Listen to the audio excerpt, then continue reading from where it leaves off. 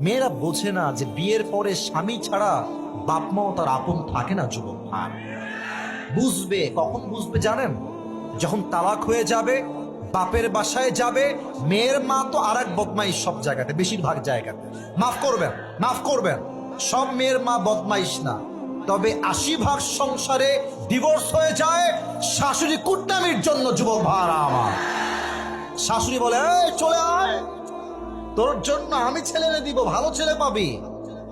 মেয়ের গায়ে ডিভোর্সের দাগ লাগলে তার সতীত্ব এবং সম্মান সমাজে নষ্ট হয়ে যায়। এর জন্য বোনেরা আমার, শিক্ষা নেন ফাতেমার জীবনী থেকে।